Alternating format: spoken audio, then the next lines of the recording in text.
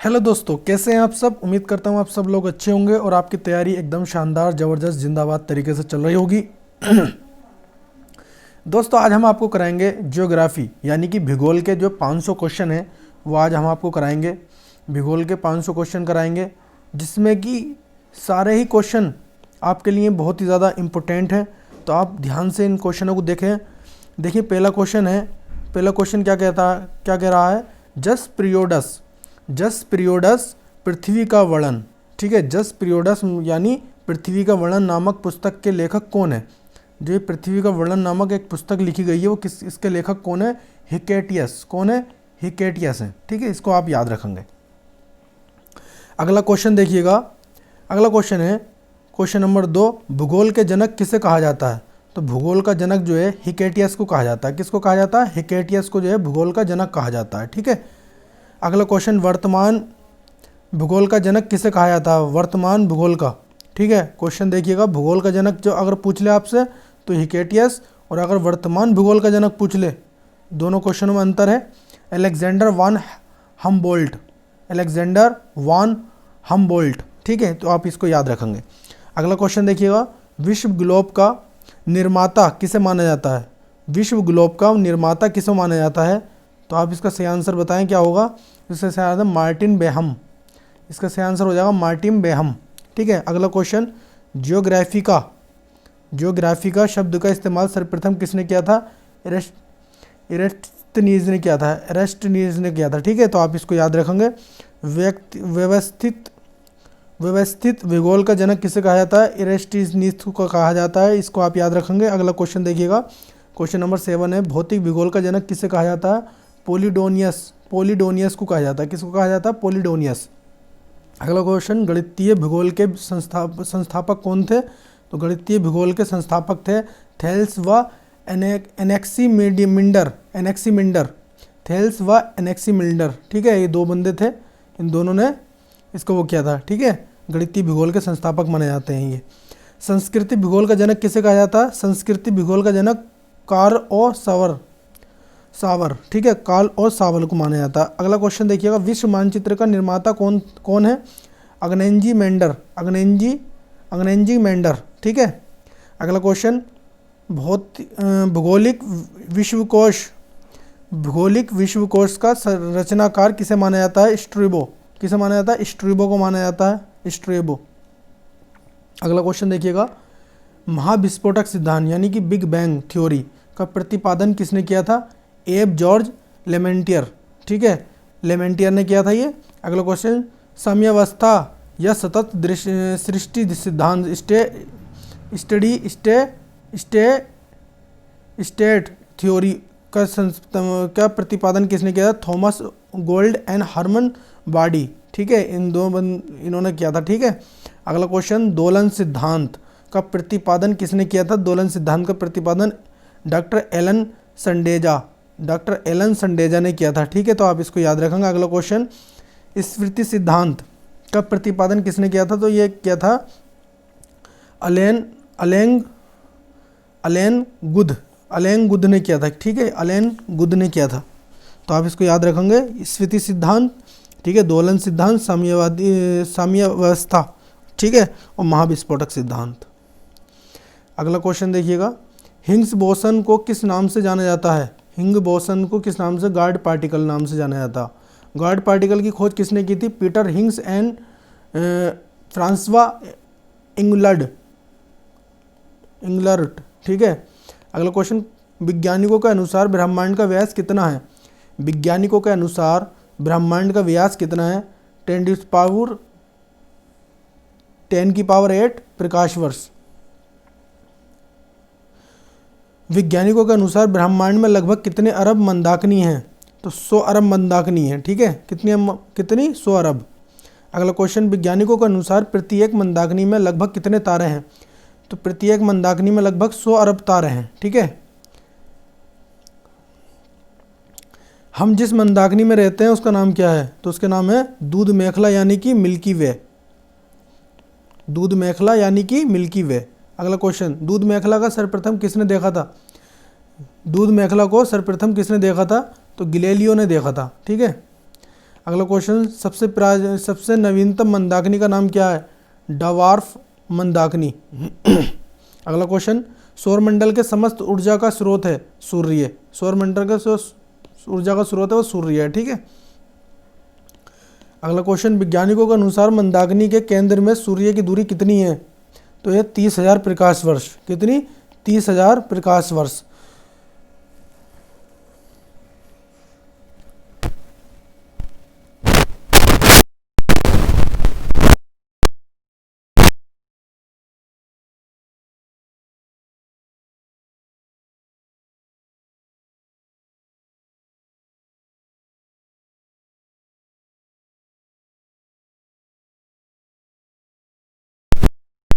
अगला क्वेश्चन है, सूर्य क्या है? देखिए सूर्य क्या है? एक गैसीय गोला है। सूर्य क्या है? एक गैसीय गोला है, ठीक है। अगला क्वेश्चन देखिएगा, सूर्य में सबसे अधिक कौन सा गैस पाई जाती है? सूर्य में सबसे अधिक हाइड्रोजन पाई जाती है। सूर्य में कितने प्रतिशत हाइड्रोजन पाई जाती है? 71% हाइड्रोजन पाई जाती है सूर्य में। सूर्य में दूसरा सबसे अधिक पाए जाने वाली गैस कौन सी है? तो हीलियम है, ठीक है। 26.5% हीलियम पाई जाती है। सूर्य के केंद्रीय भाग क्या कहलाता है? तो क्रोड कहा जाता है, कोर, ठीक है। सूर्य के बाहरी सतह का तापमान कितना होता है? तो 6000 डिग्री सेल्सियस होता है, ठीक है। अगला क्वेश्चन देखिएगा, सूर्य के केंद्रीय भाग का तापमान कितना होता है? तो केंद्रीय भाग का ये होता है बाहरी सतह का, तो ये केंद्रीय भाग का पूछ रहे हैं, ठीक है। तो केंद्रीय भाग का ये हो जाएगा आपका 1.5 × 10⁻7 सेल्सियस। अगला क्वेश्चन, सूर्य किस सिद्धांत पर कार्य करता है? तो नाभिकीय संलयन पर जो है काम करता है सूर्य, ठीक है। नाभिकीय संलयन पर जो है काम करता है सूर्य। अगला क्वेश्चन देखिएगा, सूर्य ग्रहण के समय सूर्य के दिखाई देने वाला भाग को क्या कहा जाता है? कोरोना, ठीक है। कोरोना कहा जाता है। अगला क्वेश्चन, सूर्य के प्रकाश को पृथ्वी तक पहुंचने में कितना समय लगता है? तो 8 मिनट 16.6 सेकेंड, ठीक है। अगला क्वेश्चन देखिए, सूर्य का व्यास कितना होता है? कितना है? तो 13,92,000 किलोमीटर का जो है सूर्य का व्यास है, ठीक है। व्यास मतलब पूरा।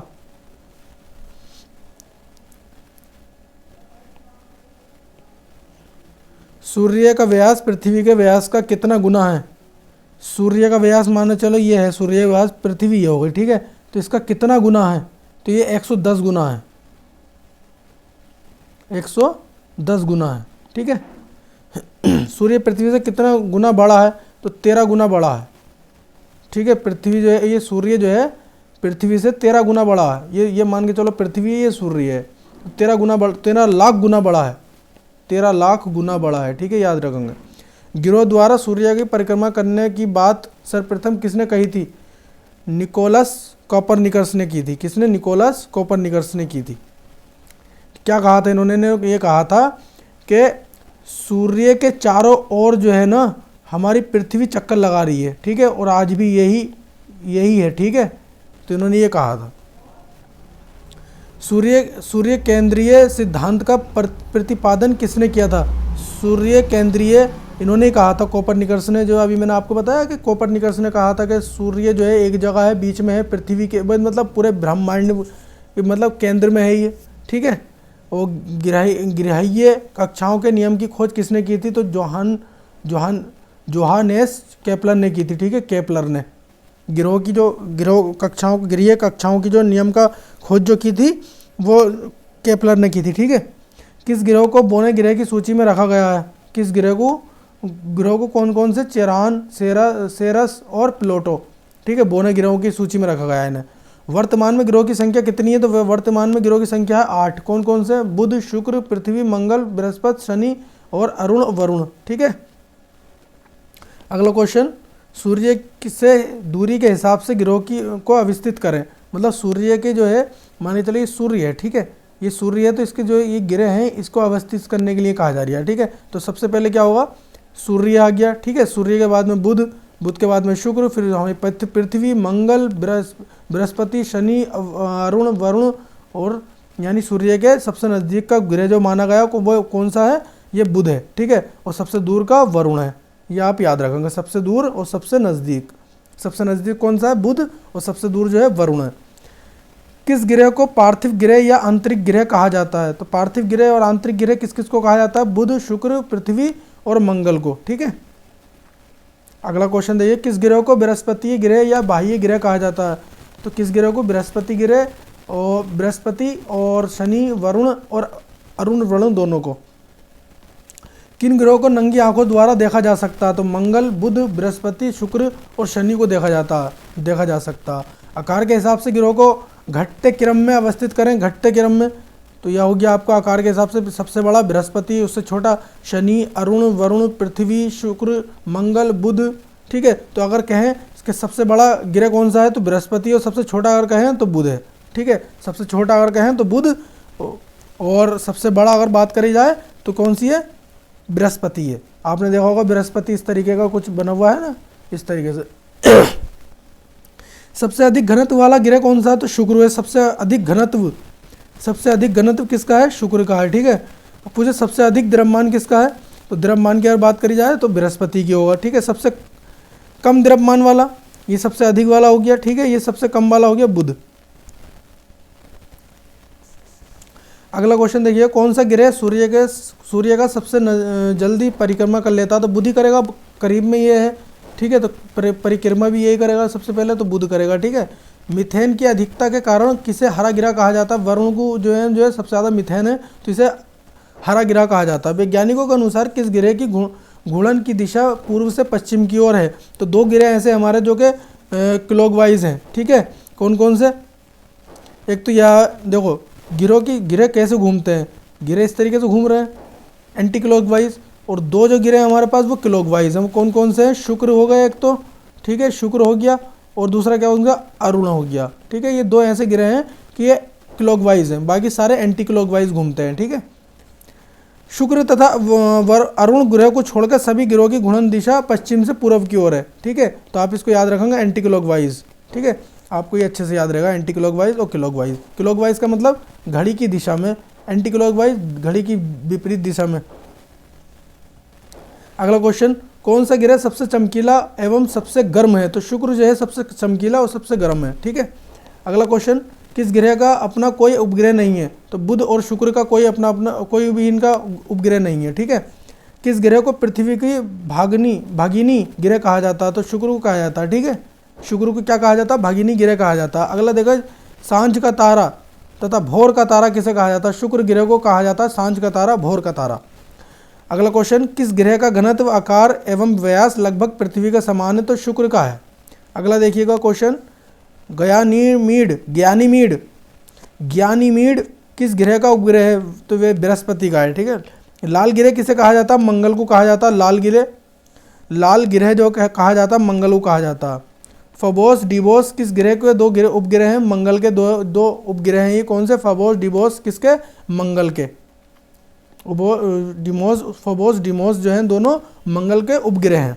मंगल ग्रह को अपने कक्ष पर कितना डिग्री झुका है? तो 25 डिग्री जो है झुका हुआ है। कौन सा? मंगल ग्रह अपने अक्ष पर 25 डिग्री, पृथ्वी 23.5 डिग्री, पृथ्वी 23.5 डिग्री झुका हुई है अपने अक्ष पर। ठीक है, सौरमंडल का सबसे बड़ा ज्वालामुखी ओलिम्पस मेसी किस ग्रह पर स्थित है? तो मंगल ग्रह पर है। ठीक है, सबसे बड़ी ज्वालामुखी ओलिम्पस मेसी जो है सबसे बड़ी जो है कहाँ पर है? मंगल पे।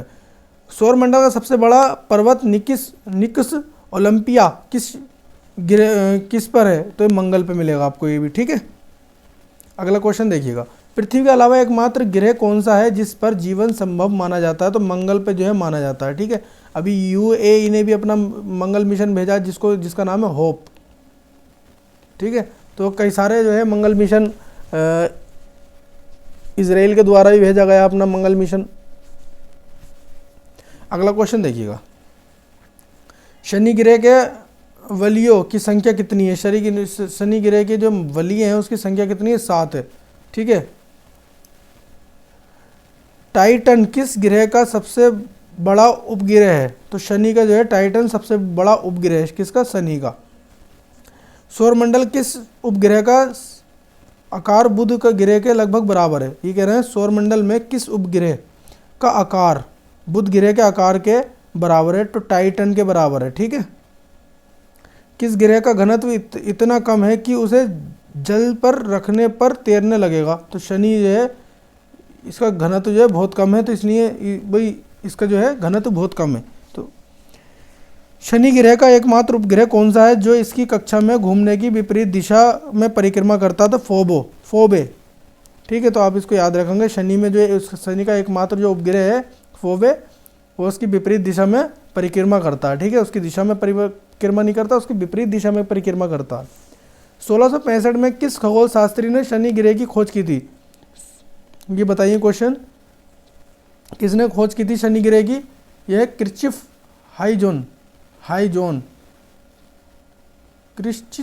हाइजोन। ठीक है, अरुण ग्रह की खोज 1781 में किसके द्वारा की गई थी? William Herschel. ठीक है, इनके द्वारा की गई थी। अगला question, alpha beta gamma delta तथा एप्सिलॉन ग्रह के वलय में है अरुण और ठीक है अरुण के टाइटेनिया किस ग्रह का सबसे बड़ा उपग्रह? अरुण का है टाइटेनिया। ठीक है, किसका? अरुण का। अपने अक्ष पर सबसे अधिक झुके होने के कारण सौरमंडल का लेटा हुआ ग्रह किसे कहा जाता है? तो अरुण को कहा जाता है सौरमंडल का लेटा हुआ ग्रह। ट्रिटोन किस ग्रह का सबसे बड़ा उपग्रह है? तो ये ट्रिटोन जो है वरुण का है। पृथ्वी अपने अक्ष पर कितने डिग्री झुकी है? मैंने ये बताया 23.5 डिग्री अपने अक्ष पर झुकी हुई है पृथ्वी का विश्वतीय व्यास कितना है? तो पृथ्वी का विश्वतीय व्यास जो है वो है 12,756 किलोमीटर। पृथ्वी के ध्रुवीय व्यास कितना? ध्रुवीय व्यास का मतलब होता है जैसे कि यहाँ से लेके और यहाँ तक। ठीक है, ध्रुवीय व्यास हो गया ये। और ये जो था अभी पीछे जो था विश्वतीय, तो ये इस तरीके से था। ठीक है, तो ये 12,714 किलोमीटर। कितना? 12,714 किलोमीटर, थोड़ा बहुत ही फर्क है बस। ठीक है, लीप वर्ष कितने दिनों का होता है? लीप वर्ष जो होता है एक दिन बढ़ती हो जाता है, तो 366 दिन का कहलाता है लीप वर्ष। ठीक है, हर 4 साल के बाद में एक लीप वर्ष होता है, ये ध्यान रखना आप। नीला ग्रह किसे कहा जाता है? नीला ग्रह पृथ्वी को कहा जाता है। किसको कहा जाता है? पृथ्वी को नीला ग्रह कहा जाता है। सूर्य के बाद पृथ्वी का सबसे निकटतम तारा कौन सा है? तो यह प्रॉक्सिमा सेंचुरी पृथ्वी से कितनी दूरी पर स्थित है? तो 4.422 प्रकाश वर्ष। ठीक है, रात में दिखाई पड़ने वाला सबसे चमकीला तारा कौन सा है? साइरस या डॉग स्टार जिसको कहते हैं। ठीक है, साइरस भी कहते हैं, डॉग स्टार भी कहते हैं। सबसे ज़्यादा चमकीला दिखाई देता है। चंद्रमा पर धूल के मैदान को क्या कहा जाता है? चंद्रमा पर धूल के मैदान को शांति सागर कहा जाता है। क्या कहा जाता है? शांति सागर। चंद्रमा की सतह और उसकी आंतरिक स्थिति का अध्ययन क्या कहलाता है? तो सेलेनोलॉजी कहा जाता है इसे। क्या कहा जाता है? सेलेनोलॉजी। किसे जीवाश्म गिरह भी कहा जाता है? तो चंद्रमा को जीवाश्म गिरह कहा जाता है। ठीक है, चंद्रमा पर स्थित सबसे ऊंची पर्वत का नाम बताओ। चंद्रमा से सबसे ऊंची पर्वत है लीबनिट्स पर्वत। मनुष्य पृथ्वी से चंद्रमा का कितना प्रतिशत भाग देख सकता है? 57% भाग देख सकता है बस चंद्रमा का। जब चंद्रमा पृथ्वी से सबसे निकट होती है तो उस स्थिति में क्या होता है? तो सुपर मून होता है उस वक्त। ठीक है, पृथ्वी और चंद्रमा के बीच औसतन दूरी कितनी है? तो पृथ्वी और चंद्रमा के बीच में जो औसतन दूरी है वो कितनी है? वो लगभग है 3,84,365 किलोमीटर। ठीक है, तो ये जो दूरी है इसको आप याद रखेंगे। किस वर्ष प्लूटो को गिरोह की श्रेणी से अलग कर दिया? 2006 में जो है प्लूटो को जो है गिरोह की श्रेणी से अलग कर दिया। चंद्रमा का व्यास कितना है? तो चंद्रमा का व्यास आप देख लें 3,480 किलोमीटर का है। ठीक है, चंद्रमा का व्यास है। वैज्ञानिकों के अनुसार बुध ग्रह सूर्य को कितने दिनों में परिक्रमा कर लेता है? तो 88 दिन में जो है कर लेता है। कौन सा? बुध ग्रह जो है सूर्य की परिक्रमा 88 दिन में कर लेता है। वैज्ञानिकों के अनुसार मंगल ग्रह सूर्य को कितने दिनों में परिक्रमा कर लेता है? तो 687 दिन में जो है कौन सा? मंगल ग्रह सूर्य की परिक्रमा कर लेता है। मंगल ग्रह एवं बृहस्पति ग्रह के बीच मौजूद छोटे छोटे आकाशीय पिंड को क्या कहा जाता है? तो ये इसे क्षुद्र ग्रह कहा जाता है। ठीक है, जो ये बीच में जैसे मान के चलें ये इस तरीके से पट्टी है, क्षुद्र ग्रह की पट्टी कहलाती है। ठीक है, क्या कहलाती है? क्षुद्र ग्रह की पट्टी कहलाती है। देखिएगा, किस क्षुद्र ग्रह को नंगी आंखों से देखा जा सकता? फोर वेस्टा को देखा जा सकता। फोर वेस्टा नाम से एक क्षुद्र ग्रह है, उसको देखा जा सकता। अगला क्वेश्चन, सौर मंडल के छोर पर स्थित बहुत छोटे छोटे पिंड को क्या कहा जाता? धूमकेतु कहा जाता। धूमकेतु या पुच्छल तारे भी कहा जाता। हेले नामक धूमकेतु कितने वर्ष में एक बार दिखता है? तो हेले नामक धूमकेतु जो है वह एक वर्ष में कितनी बार? 76 बार दिखता है। ठीक है, अगला क्वेश्चन, हेले नामक धूमकेतु आखिरी बार कब दिखाई दिया था? तो हेले नामक धूमकेतु जो है आखिरी बार देखो, एक तो 1986 में देखा, और यानी कि अगली बार अब दिखेगा कब? 2026 में दिखेगा अब। ठीक है, जब पृथ्वी सूर्य के अत्यधिक पास होती है तो उस स्थिति को क्या कहा जाता है? उपसौर कहा जाता है। जब पास में होती है, तो अत्यधिक पास में होती है तो उपसौर।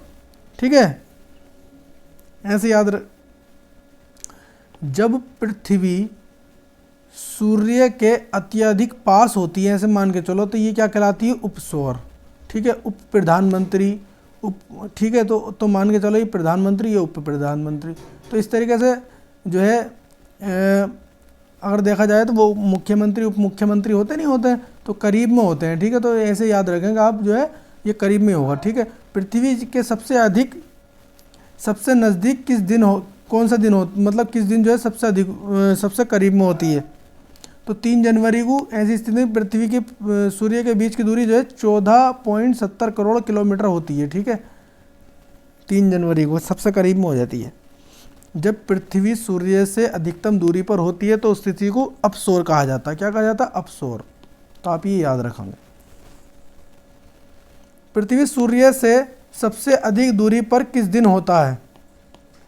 पृथ्वी सूर्य से सबसे अधिक दूरी पर किस दिन होता है? तो 4 जुलाई को सबसे अधिक दूरी पर होता है। ये सबसे करीब में होता है जनवरी में, दूरी में होता है कब? 4 जुलाई को। 4 जुलाई। ठीक है, जुलाई। ठीक है, दूरी। तो आप याद रखेंगे कि 15.21 करोड़ किलोमीटर होती है जब दूरी। ठीक है, पृथ्वी पर उत्तरी ध्रुव से दक्षिणी ध्रुव को मिलाने वाली काल्पनिक रेखा को क्या कहा जाता है? देशांतर रेखा कहा जाता है। ठीक है, उत्तरी ध्रुव से दक्षिणी ध्रुव तक मिलाने वाली, जैसे कि मान के चलें ये हमारी पृथ्वी है। ठीक है, ये रेखाएं जो हैं ये वाली रेखाएं,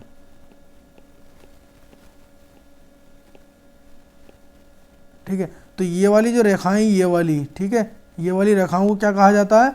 ये देशांतर है। ठीक है, देशांतर, ये अक्षांश कहलाते हैं। ये अक्षांश है। ठीक है, ठीक है, तो आप याद रखेंगे इसको। पृथ्वी पर पूर्व से पश्चिम की ओर विषुवत रेखा के समांतर खींची गई काल्पनिक रेखाओं क्या कहलाती हैं? तो अक्षांश रेखाएं कहलाती हैं। ठीक है, भूमध्य रेखा के उत्तर में 23.5 डिग्री अक्षांश को क्या कहा जाता है? कर्क रेखा कहा जाता है। जैसे कि मान के चलेंगे ये अपनी पृथ्वी है, तो एक रेखा ये हो गई आपकी, एक रेखा ये हो गई, ये एक ही रेखा ये हो गई आपकी विषुवत रेखा, तो ये 23.5 डिग्री ये होगी और 23.5 डिग्री ये नीचे होगी। ठीक है, तो इसको क्या कहा जाता है? इसको कहा जाता है, ये आ गई आपकी कर्क रेखा। ठीक है, कर्क रेखा और मकर रेखा दोनों रेखाएं ये। भूमध्य रेखा के दक्षिण में देखो, ये तो हो गई आपकी मकर रेखा और ये कौन सी हो गई? कर्क रेखा। याद रखेंगे, ऊपर वाली जो है कर्क है, नीचे वाली मकर है, मकर रेखा। वैज्ञानिकों के अनुसार एक देशांतर की दूरी तय करने में पृथ्वी को कितना समय लगता है? 4 मिनट लगते हैं। ठीक है, एक देशांतर की दूरी को तय करने में, 1 डिग्री देशांतर की दूरी को तय करने में 4 मिनट लगते हैं। ठीक है, 2 देशांतर रेखाओं के बीच की दूरी कितनी होती है? गोरे। कितनी क्या कहलाती है? गोरे कहलाती है। ठीक है, 0 अंश अक्षांश तथा 0 अंश देशांतर कहाँ पर काटती है? तो अटलांटिक महासागर में काटती है। कहाँ काटती है? अटलांटिक महासागर में काटती है। देखिए अगला क्वेश्चन देखिए, उत्तरी गोलार्ध में किस दिन सबसे बड़ा दिन होता है? तो तो ये होता है 21 जून को। कब होता है? 21 जून को सबसे बड़ा दिन होता है। इस दिन सूर्य कर्क रेखा के लंबवत होता है। क्या होता है? सूर्य जो है कर्क रेखा के लंबवत होता है, मतलब कर्क रेखा के ऊपर होता है। दक्षिणी गोलार्ध में किस दिन सबसे बड़ा दिन होता है? दक्षिणी गोलार्ध में सबसे बड़ा दिन जो होता है 22 दिसंबर को होता है। ये मकर रेखा के लंबवत होता है ये, ठीक है। सूर्य ग्रहण कब होता है? जब पृथ्वी और सूर्य के बीच चंद्रमा आ जाता है तो क्या होता है? सूर्य ग्रहण होता है।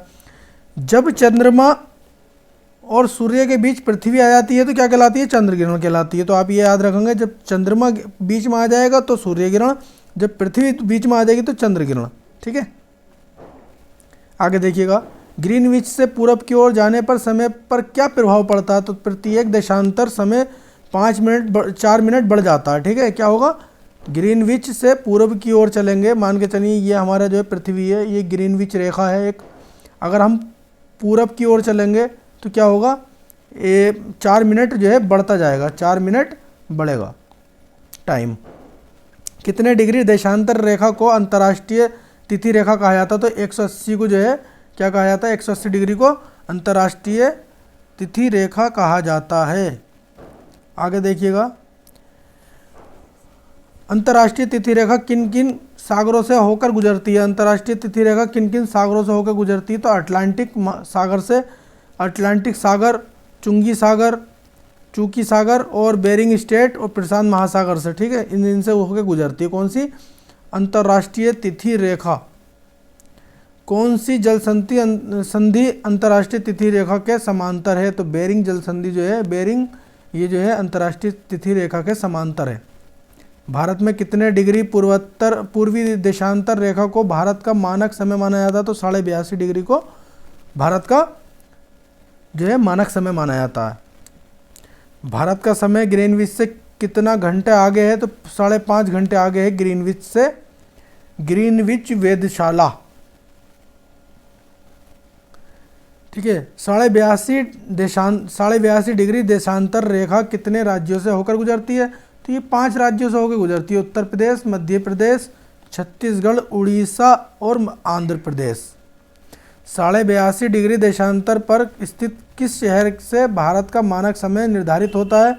तो मिर्ज़ापुर में जो नैनी, इलाहाबाद, उत्तर प्रदेश, यहाँ से जो है इसका मानक समय निर्धारित होता है, ठीक है। कर्क रेखा भारत के कितने राज्यों से होकर गुजरती है? तो 8 राज्यों से होकर गुजरती है। कौन कौन से? तो गुजरात, राजस्थान, मध्य प्रदेश, छत्तीसगढ़, झारखंड, पश्चिम बंगाल, त्रिपुरा, मिजोरम। तो आप इसको याद रखेंगे। विषुवत रेखा से 30 डिग्री उत्तर, 30 डिग्री दक्षिण को क्या कहा जाता है? तो उष्ण कटिबंधीय क्षेत्र कहा जाता है। क्या कहलाती है ये? उष्ण कटिबंधीय क्षेत्र। अगला क्वेश्चन, उपोष्ण कटिबंध क्षेत्र किसे कहते हैं? उपोष्ण कटिबंध क्षेत्र कहते हैं 30 डिग्री से 45 डिग्री उत्तरी दक्षिणी अक्षांशों के बीच की स्थिति को कहते हैं, ठीक है। शीतोष्ण कटिबंध क्षेत्र किसे कहा जाता है? तो 45 डिग्री से 66 डिग्री उत्तरी और दक्षिणी अक्षांशों के बीच स्थित जो क्षेत्र है इसको कहा जाता है।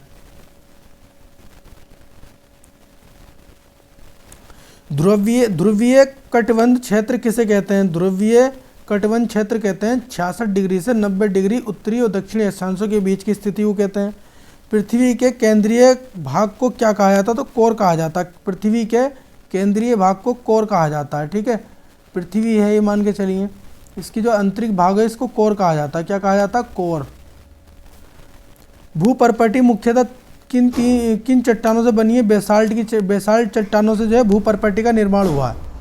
भूपर्पटी पर सबसे अधिक कौन सा तत्व पाया जाता है? तो ऑक्सीजन पाई जाती है सबसे अधिक, वो है 46.60% जो है ऑक्सीजन पाई जाती है। भूपर्पटी का दूसरा सबसे अधिक कौन सा तत्व पाया जाता है? तो सिलिकॉन पाया जाता है, सिलिकॉन 27.72%। भूपर्पटी पर तीसरा सबसे अधिक तो एल्यूमिनियम पाया जाता है 8.13%।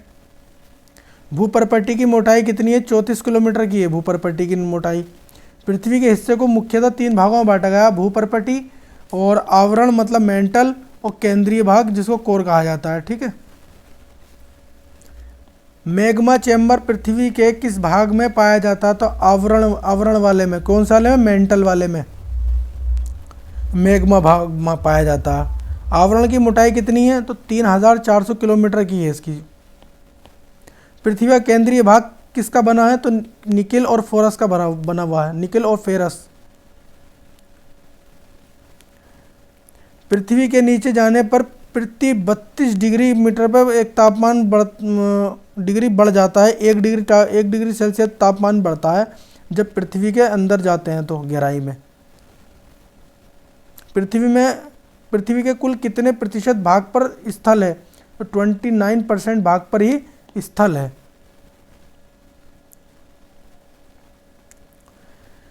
पृथ्वी की अधिकतम गहराई कहाँ पे? यह है मेरियाना गर्त। पृथ्वी की अधिकतम ऊंचाई जो है एवरेस्ट पे है, ठीक है। पृथ्वी के भू क्षेत्र का व जल क्षेत्र का अनुपात क्या है? तो भू क्षेत्र क्या है? 3 और जल क्षेत्र कितना है? तो जल क्षेत्र है 7 के अनुपात में। लावा के जमने से किस चट्टान का निर्माण होता है? अग्नीय चट्टान का निर्माण होता है लावा के जमने से।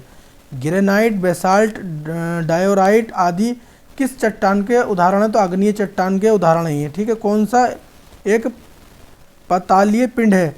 बेथोलित एक पेतालीय पिंड है। जब मैग्मा भूपृष्ठ के समांतर परतों में फैल जाता है तो उसे क्या कहते हैं? तो उसे कहते हैं सिल। क्या कहते हैं? उसे सिल कहते हैं। चूना पत्थर का रूपांतरण रूप क्या है? तो संगमरमर है। चूना पत्थर का रूपांतरण रूप जो है संगमरमर।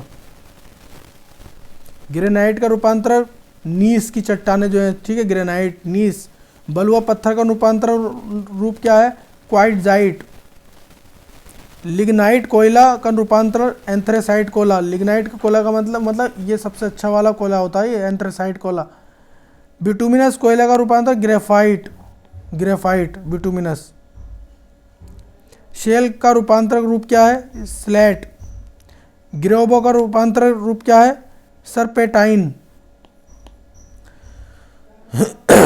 अगला देखिएगा, बलुआ पत्थर, चूना पत्थर, स्लेट, कंग्लोमरेट तथा नमक की चट्टान किस चट्टान के उदाहरण है? तो अवसादी चट्टानों के। अवसादी चट्टानें कैसी होती हैं? परतदार होती हैं। अवसादी चट्टानें कैसी होती हैं? परतदार होती हैं। सबसे प्राचीन चट्टान कौन सी है? अग्नीय चट्टान है सबसे प्राचीन, और ये अभी भी बढ़ रही हैं। अग्नीय चट्टानों को किस श्रेणी की चट्टानों में रखा गया है? प्राथमिक श्रेणी की चट्टानों में रखा गया है अग्नीय श्रेणी को, अग्नीय चट्टानों को। आगरा का किला दिल्ली का लाल किला किस अवसादी चट्टानों से बना है? तो बलुआ पत्थर अवसादी चट्टानों से बना, बलुआ पत्थर से बना है। लावा शीघ्र ही ठंडा होकर मोटे व छोटे छोटे टुकड़ों में बदल जाता है, उसे क्या कहते हैं? तो उसे कहते हैं सिंडर। कोलिमा ज्वालामुखी किस देश में स्थित है? सक्रिय ज्वालामुखी है ये, ठीक है। तो मैक्सिको में। एटना स्ट्रोम्बोली ज्वालामुखी किस देश में स्थित है? तो ये इटली में है, ठीक है। इटली ऐसे याद रखेंगे। भूमध्य सागर का प्रकाश स्तंभ किस ज्वालामुखी को कहा जाता है? तो स्ट्रोम्बोली। विसुबियस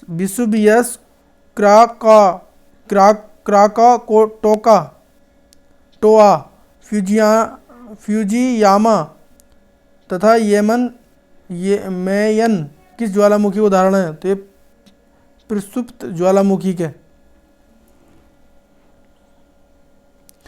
दम्बंत पोपा, ठीक है। कलिमंजारो तथा चिम्बराजो की ज्वालामुखी है, शांत ज्वालामुखी है, ठीक है। ये किस महाद्वीप में एक ज्वालामुखी नहीं है? ऑस्ट्रेलिया में कोई ज्वालामुखी नहीं है, ठीक है।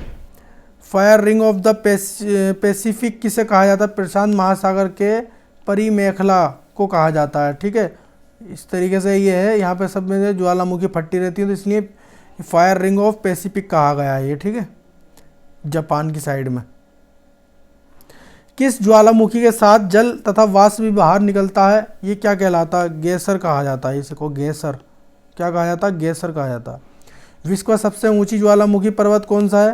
तो कोटापेक्सी, इक्वाडोर। इसकी ऊंचाई है 19,613 फीट। विश्व की सबसे ऊंचा सक्रिय ज्वालामुखी ओजस डेल सलाडो किस देश में स्थित है? अर्जेंटीना, चिली बॉर्डर, दक्षिण अमेरिका, एंडीज पर्वतमाला पर। ठीक है, तो आप इसको याद रखेंगे, बहुत ज़रूरी है आपके लिए। विश्व का सबसे ऊंचा शांत ज्वालामुखी एकांगुआ पर्वत है, एंडीज पर्वत पे एकांगुआ पर्वत है, ये आप याद रखेंगे। भूकंप के अध्ययन को क्या कहा जाता है? सिस्मोलॉजी। क्या कहा जाता है? सिस्मोलॉजी। कौन सी तरंगें सबसे अधिक विनाशकारी होती हैं? तो ये जो तरंगें हैं, सतही तरंगें, जिसको एल तरंगें कहा जाता है, ये सबसे ज़्यादा विनाशकारी होती हैं। कौन सी तरंगें सिर्फ ठोस माध्यम से होकर गुजरती हैं? द्वितीय तरंगें, जिसे को कहते हैं एस तरंगें, ये ठोस माध्यम से होकर गुजरती हैं। भूकंपीय तरंगों को किस यंत्र द्वारा रेखांकित किया जाता है? तो सिस्मोग्राफ पे जो है ये आ जाती हैं। ठीक है, कौन सी? भूकंपीय तरंगें। कौन सी तरंगें द्रव पदार्थों में से नहीं गुजरती हैं? तो गौण तरंगें जो होती हैं ये जो है द्रव पदार्थों में से नहीं गुजरती हैं। भूकंप के उद्भव स्थान को क्या कहा जाता था? भूकंप केंद्र कहा जाता है। भूकंप के केंद्र के ठीक ऊपरी सतह को स्थित बिंदु को क्या कहा जाता था? भूकंप अधिकेंद्र कहा जाता है। भूकंप अधिकेंद्र कहा जाता है। भूकंप की तीव्रता मापने वाले यंत्र को क्या कहा जाता है? रेक्टल स्केल पे ना, किस पे नापा जाता है? रेक्टल स्केल पे, रिएक्टर स्केल पे नापा जाता है। विश्व की सबसे लंबी रिफ्ट घाटी कौन सी है? जॉर्डन नदी घाटी, 4800 किलोमीटर। ठीक है, तो कौन सी लंबी जो रिफ्ट घाटी है? कौन सी? जॉर्डन नदी घाटी। विंध्याचल एवं सतपुरा, नीलगिरी, पारसनाथ तथा राजमहल की पहाड़ियाँ किस का उदाहरण? तो ये चट्टानों के अपर्दन का। भारत की कौन सी पर्वत श्रेणी सबसे पुरानी वलित पर्वत है? अरावली पर्वत जो है सबसे पुरानी और वलित पर्वत है ये। गुरु शिखर किस पर्वत की सबसे ऊंची चोटी है? माउंट आबू की जो सबसे ऊंची चोटी है गुरु शिखर। समुद्र तल के निकट स्थित मैदान का निर्माण नदियों के अपर्दन और फलस्वरूप होता है, क्या कहलाता है? संप्राय मैदान कहलाता है।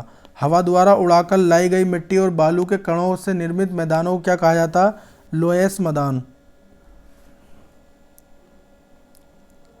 अगला क्वेश्चन, एनाकोंडा जिसे विश्व का सबसे बड़ा सांप कहा जाता है वह किस वन में पाया जाता है? उष्ण कटिबंधीय सदाबहार वन में पाया जाता है एनाकोंडा। 200 सेंटीमीटर से अधिक वर्षा वाले वन को क्या कहा जाता है? उष्ण कटिबंधीय सदाबहार वन कहा जाता है, जिसमें 200 सेंटीमीटर से ऊपर वर्षा होती है। 150 सेंटीमीटर से कम वर्षा वाले वन को क्या कहा जाता है? उष्ण कटिबंधीय पतझड़ वन। ये सदाबहार और ये पतझड़।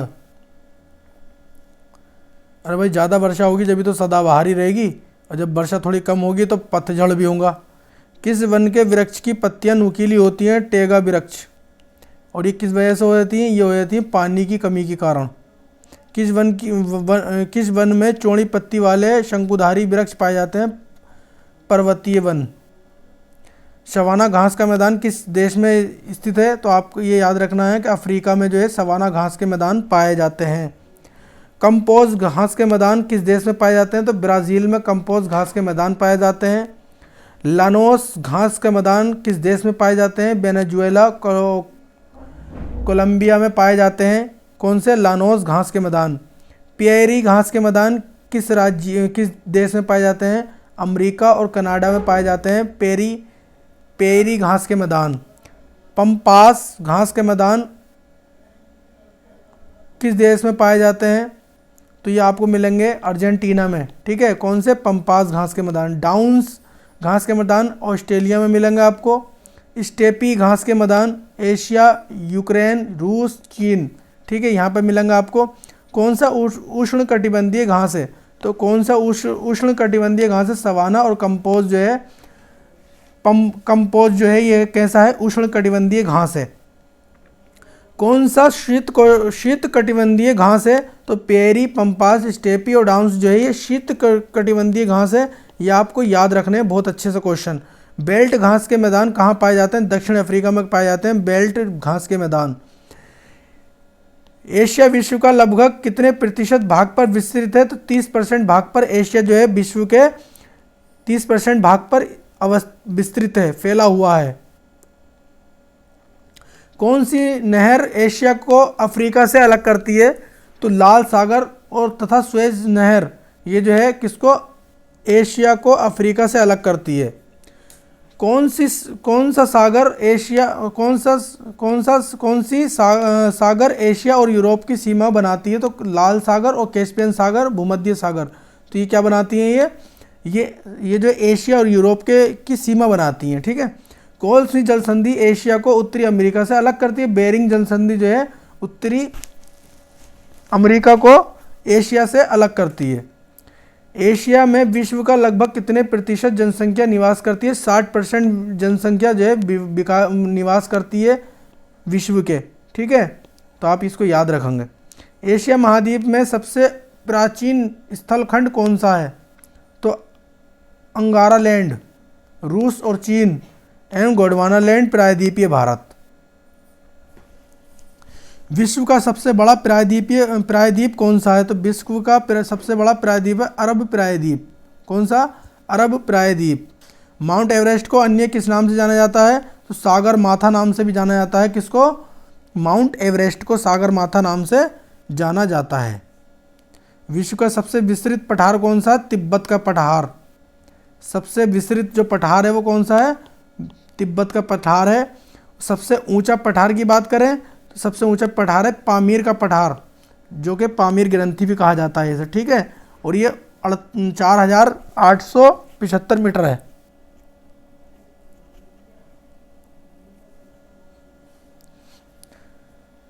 पामीर पठार किस महाद्वीप में स्थित है? तो पामीर पठार जो है ये एशिया में है। कहाँ पर है? एशिया में। विश्व की छत किसे कहा जाता है? पामीर पठार को, यही पामीर की पठार को ही पामीर का जो पठार है इसको ही विश्व की छत कहा जाता है। एशिया में क्षेत्रफल की दृष्टि से सबसे छोटा देश कौन सा है? मालदीव। मालदीव जो है सबसे छोटा देश है, ठीक है। कहा कि क्षेत्रफल की दृष्टि से। विश्व का सर्वाधिक जनसंख्या घनत्व वाला देश कौन सा है? तो सिंगापुर सबसे ज़्यादा जो है जनसंख्या घनत्व यहाँ का, ठीक है।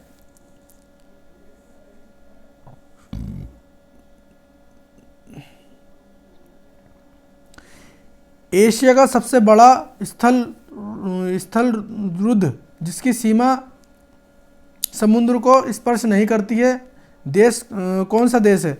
कजाकिस्तान है, ठीक है। कौन सा? कजाकिस्तान। एशिया का सबसे गहरा सागर कौन सा है? तो मृत सागर जो है एशिया का सबसे गहरा सागर है। इसकी इतना गहरा है, ये 397 मीटर गहरा। एशिया की सबसे लंबी नदी कौन सी है? तो एशिया की सबसे लंबी नदी है यांगसी नदी। यांगसी नदी चीन में है, ठीक है। कहाँ पर है? चीन में। एशिया का सबसे गहरा सागरीय गर्त कौन सा? तो मेरीना गर्त जो है 11,022 मीटर गहरा है ये।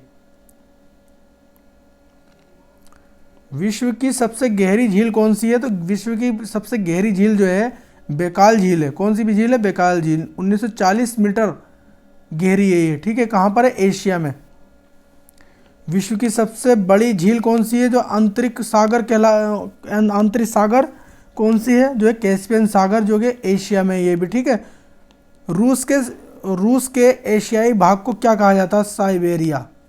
साइबेरिया कहा जाता है। रूस के एशियाई भाग को साइबेरिया कहा जाता है, आप याद रखेंगे। बैकाल झील तथा कैस्पियन सागर साइबेरियन में ही विस्तृत है, ये आप याद रखना है। बैकाल झील, कैस्पियन सागर, ये कहाँ पर मिलेगा आपको? साइबेरिया में ही स्थित है ये। माउंट एवरेस्ट का पुराना नाम क्या है? चोटी 15 माउंट एवरेस्ट का पुराना नाम। नेशनल जियोग्राफिक सोसाइटी के अनुसार माउंट एवरेस्ट की ऊंचाई कितनी है? तो 4,850 मीटर की ऊंचाई बताई जाती है। किसके द्वारा? नेशनल जियोग्राफिक सोसाइटी के अनुसार बताई गई है। माउंट एवरेस्ट को चीन में किस नाम से जाना जाता? कोलमनंगमा, ठीक है, इसको नाम से जाना जाता। अगला क्वेश्चन देखिएगा। एशिया में विश्व की सबसे अधिक ऊंचाई पर स्थित खारे पानी की झील कौन सी है? पोंगोंग झील, लद्दाख व तिब्बत में है ये, ठीक है, लद्दाख व तिब्बत में पोंगोंग झील, पेंगोंग झील, विवाद चल रहा है इस पे। अगला क्वेश्चन, एशिया महाद्वीप में विश्व का सर्वाधिक वर्षा वाला क्षेत्र कहाँ पर है? मासिनराम में है ये, ठीक है, मेघालय में मासिनराम, ठीक है, तो यहाँ पर सबसे ज़्यादा वर्षा होती है। श्रीलंका का सबसे लंबी नदी कौन सी है? श्रीलंका की सबसे लंबी नदी है महालेवी गंगा, महालेवी गंगा। एशिया में विश्व का सबसे लंबा रेलवे प्लेटफॉर्म कौन सा है? तो एशिया में विश्व का सबसे लंबा रेलवे प्लेटफॉर्म जो है वो कौन सा है? वो है गोरखपुर, उत्तर प्रदेश का। प्रशांत महासागर में गिरने वाली एशिया की प्रमुख नदियां कौन सी हैं? वांगो, अमूर, सिक्यांग और यांगसी क्यांग।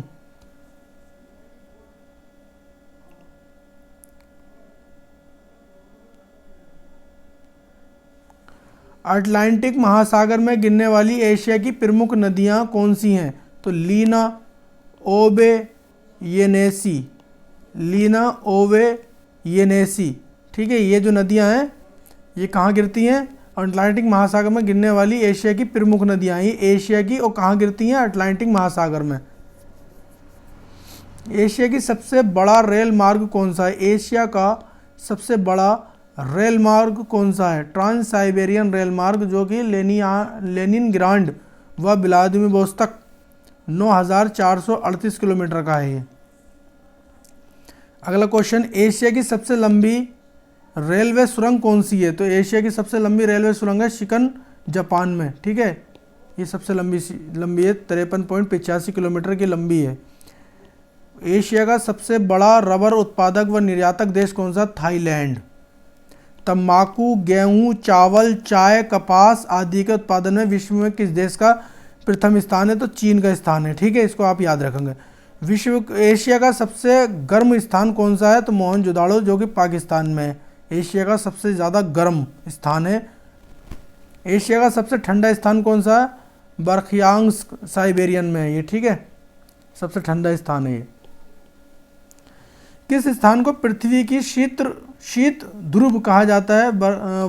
वर्खियांक में कहा जाता, वर्खियांक। कौन सी नहर लाल सागर और भूमध्य सागर को जोड़ती है? तो लाल सागर और भूमध्य सागर को जोड़ने वाली नदी है स्वेज नहर। विश्व में सिनकोना का सबसे बड़ा उत्पादक देश कौन सा है? सिनकोना का जो सबसे बड़ा उत्पादक देश है वो है इंडोनेशिया। मलेरिया का दवा कुनैन किससे प्राप्त होती है? तो कुनैन जो दवा प्राप्त होती है मलेरिया की, वो सिनकोना के वृक्ष से प्राप्त होती है। विश्व में सिंचाई के लिए नहरों का सबसे बड़ा जाल किस देश में है? तो पाकिस्तान में सबसे बड़ा नहरों का जाल। स्वामणिक त्रिभुज के अंतर्गत कौन कौन से देश आते हैं? थाईलैंड, म्यांमार और लाओस।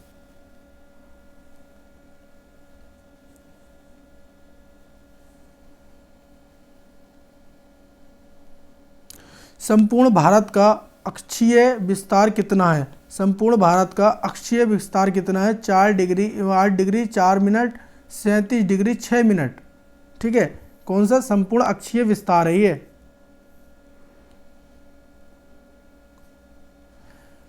पूछ ले, भारत का संपूर्ण देशांतरीय विस्तार कितना है? तो ये 68 डिग्री 7 मिनट 97 डिग्री 25 मिनट पूर्वी देशांतर, ठीक है, तो इसको आप याद रखेंगे। भारत का क्षेत्रफल कितना है? 32,87,263 वर्ग किलोमीटर। क्षेत्रफल की दृष्टि से विश्व में भारत का कौन सा स्थान है? 7वां स्थान है क्षेत्रफल की दृष्टि से। जनसंख्या की दृष्टि से विश्व का भारत में स्थान दूसरा। भारत का क्षेत्रफल संपूर्ण विश्व का कितने प्रतिशत? 2.42। भारत की जनसंख्या संपूर्ण विश्व का कितने प्रतिशत? 17.5। भारत का उत्तर से दक्षिण में विस्तार कितने किलोमीटर? 3,215 किलोमीटर। और पश्चिम से पूर्व से पश्चिम 2,933। भारत के मुख्य भूमि के तटीय भाग की लंबाई कितनी है? तो ये 6100 किलोमीटर।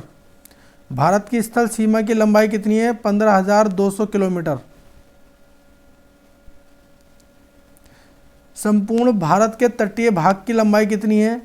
तटीय भाग की संपूर्ण भारत के तटीय भाग जो है इस तरीके से सारा जो है टोटल मिलाकर ये कितनी है? ये 7,516.5 किलोमीटर। लंबाई में भारत सबसे अधिक सीमा वाले देशों के साथ शेयर करता है। ये कह रहे हैं कि भारत लंबाई के हिसाब से भारत सबसे अधिक सीमा किस देश के साथ साझा करता है? तो बांग्लादेश के साथ में करता है। भारत की सीमा कितने देशों को स्पर्श करती है? 7 देशों को स्पर्श करती है। बांग्लादेश, चीन, भूटान, नेपाल, पाकिस्तान, म्यांमार, अफगानिस्तान। बांग्लादेश की सीमा भारत के कितने राज्यों को स्पर्श करती है? 5 राज्यों को, असम, मेघालय, मिजोरम, त्रिपुरा, पश्चिम बंगाल। नेपाल की सीमा भारत के कितने राज्यों को स्पर्श करती है? 5 राज्यों को, यूपी, बिहार, उत्तराखंड, पश्चिम बंगाल, सिक्किम।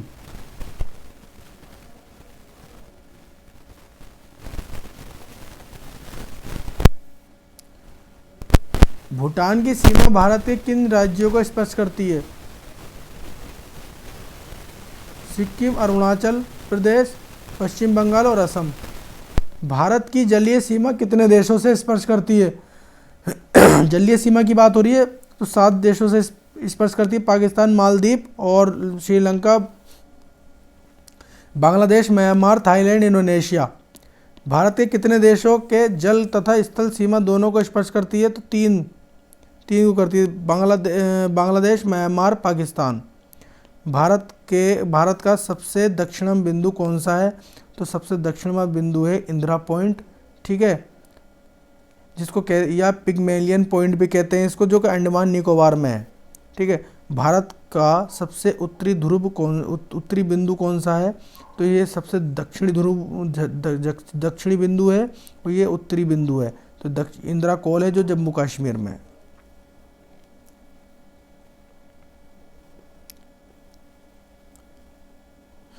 भारत का सबसे पश्चिमी बिंदु कहाँ पे है? सकरीक में, जो गुजरात में है, ठीक है, इसको आप याद रखेंगे। सबसे पूर्वी बिंदु कौन सा? बलामू, जो अरुणाचल प्रदेश में है। और अगर बात करें भारत के मुख्य भूमि का दक्षिणतम बिंदु, तो कन्याकुमारी, ठीक है, कन्याकुमारी। इसका मतलब आप समझिए, देखो इस तरीके से है ये तो ये वाला बिंदु जो है ये है कन्याकुमारी, ठीक है, कौन सा? कन्याकुमारी। और बात करें उसकी तो यहाँ पे जो ये बने हुए हैं ना सब, ये जो द्वीप होंगे, तो ये सबसे लास्ट वाला द्वीप है, उसकी बात हो रही थी, ठीक है। भारत और चीन की सीमा रेखा क्या कहलाती है? तो मैक-मोहन रेखा। भारत और चीन को जो अलग करती है रेखा वो कौन सी है? वो है मैक-मोहन रेखा। भारत और पाकिस्तान को जो अलग करती है रेखा कौन सी है? वो है रेड क्लिफ रेखा। पाकिस्तान और अफगानिस्तान को जो अलग करती है रेखा वो है डूरंड रेखा। कौन सी रेखा? डूरंड रेखा है पाकिस्तान और अफगानिस्तान को जो अलग करती है। पाक जल डमरू मध्य किन 2 देशों को अलग करता है? तो भारत और श्रीलंका को जो है पाक जल डमरू, जो कि इस तरीके से जो है ये पाक स्टेट कहलाती है।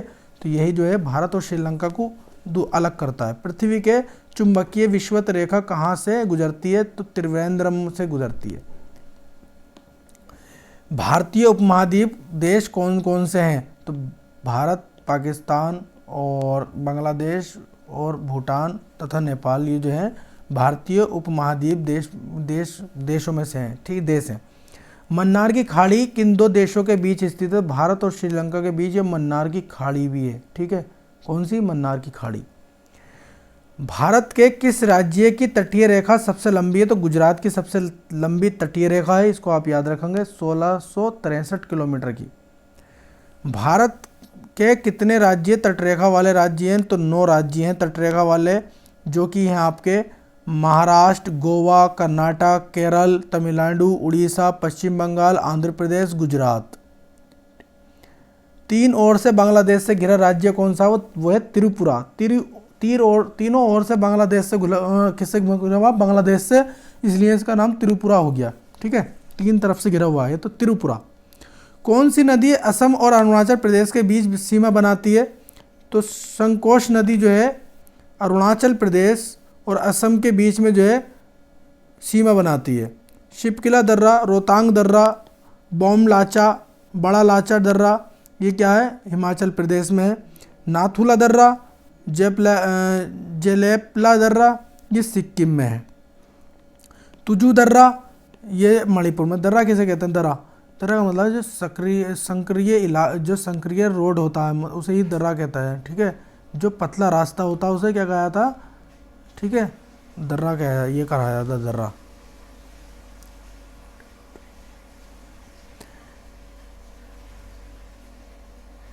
यांगयाप दर्रा, बोमडीला दर्रा, दीफू दर्रा अरुणाचल प्रदेश में है ये। लिपुलेख दर्रा, माना दर्रा, नीति दर्रा, ये उत्तराखंड में। अब क्वेश्चन बना, भारत का सबसे ऊंचा दर्रा कौन सा है, तो काराकोरम। भारत का सबसे ऊंचा दर्रा काराकोरम। लेह को कश्मीर घाटी से कौन सा दर्रा जोड़ता है, तो जोजिला। लेह और कश्मीर को जो घाटी को जोड़ता है वो कौन सा, जोजिला। कौन सा दर्रा श्रीनगर और गिलगित और श्रीनगर को जोड़ता है, बोरजिला दर्रा। जम्मू और श्रीनगर को कौन सा दर्रा जोड़ता है, तो बनिहाल दर्रा जोड़ता है। शिमला और तिब्बत को कौन सा दर्रा जोड़ता है, शिपकीला दर्रा जोड़ता है शिमला और तिब्बत को। भूवैज्ञानिकों के अनुसार हिमालय के स्थान पर पहले कौन सा समुद्र था, तीथियस सागर कहा जाता है, तीथियस सागर। भारत की सबसे ऊंची चोटी कौन सी है, K2, गार्डविन ऑस्टिन, ठीक है, जिसको K2 कहा जाता है। इसकी ऊंचाई है 8611 मीटर की। शिवालिक एवं लघु हिमालय के बीच कौन सी घाटी स्थित है, तो काठमांडू घाटी जो है स्थित है, ठीक है। शिवालिक और लघु हिमालय के बीच की घाटी जो है कौन सी, काठमांडू घाटी। मैकाल पठार किस राज्य में है, छत्तीसगढ़ में है। कौन से में, छत्तीसगढ़ में है।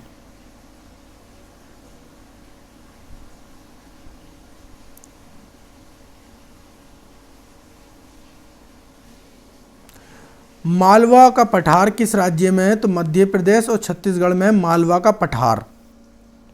मैकाल पहाड़ी का सर्वोच्च चोटी कौन सी है, तो अमरकंटक की चोटी जो है सर्वोच्च चोटी है, सबसे ऊंची। नर्मदा नदी, सोन नदी, महानदी का उद्गम स्थल कहाँ पर है, अमरकंटक में। किस पठार को भारत का रूर भी कहा जाता है, छोटा नागपुर का पठार। सतपुड़ा की पहाड़ियाँ किस राज्य में स्थित है, मध्य प्रदेश। सतपुड़ा पहाड़ी की सबसे ऊंची चोटी कौन सी है,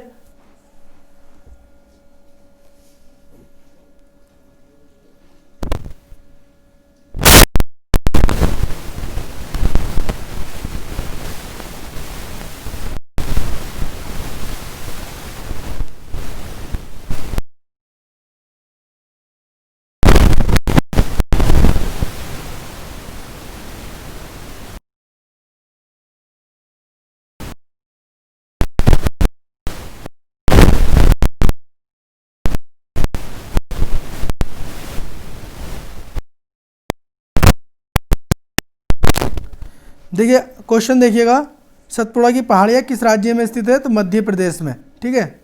अगला क्वेश्चन, सतपुड़ा पहाड़ी की ऊंचाई सबसे ऊंची चोटी कौन सी है, सतपुड़ा पहाड़ी की सबसे ऊंची चोटी कौन सी है, तो धूपगढ़ी। कौन सी है, धूपगढ़ी। सतपुड़ा पहाड़ी की सबसे ऊंची चोटी है धूपगढ़ी। ताप्ती नदी का उद्गम स्थल कहाँ पर है, तो सतपुड़ा पर्वत श्रेणी से होता है। ताप्ती नदी का उद्गम स्थल जो है कहाँ पर है, सतपुड़ा पर्वत श्रेणी से। आगे चलते हैं, आप अच्छे से इनको याद करना क्वेश्चनों को, ठीक है। वीडियो पूरी होने के बाद में इसको 2-3 बार देखना।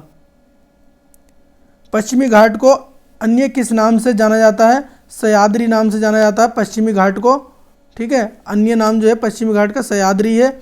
उत्तरी सह्याद्री का सर्वोच्च शिखर कौन सा है, कालसुबाई। दक्षिणी सह्याद्री का सर्वोच्च चोटी कौन सी है, कुद्रेमुख।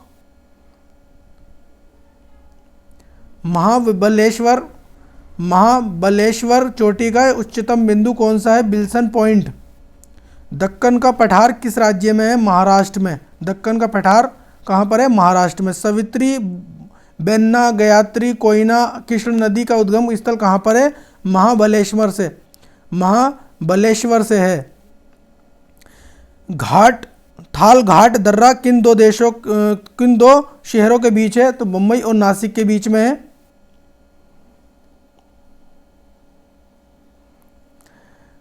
भौर घाट दर्रा किन दो शहरों के बीच में है? भौर घाट दर्रा जो है वो किन दो किन दो शहरों स्थानों के बीच में है? मुंबई और पुणे के। कोयम्बटूर और कोचीन को जोड़ने वाला दर्रा कौन सा है? पालघाट दर्रा। कौन सा? पालघाट। नीलगिरी की पहाड़ियाँ किस राज्य में स्थित है? तमिलनाडु में है। नीलगिरी की पहाड़ियाँ क्यों कहते हैं? क्योंकि यहाँ पे जो है 12 साल में एक बार जो है नीले जो है फूल उगते हैं, ठीक है, इसलिए इसे नीलगिरी की पहाड़ी कहा गया। धारवाड़ का पठार किस राज्य में है? तो कर्नाटक में धारवाड़ का पठार।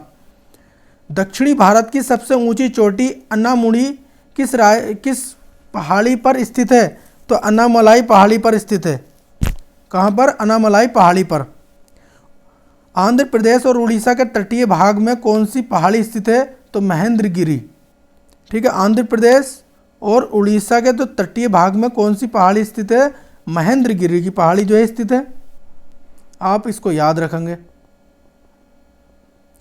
कन्याकुमारी से कृष्ण डेल्टा तक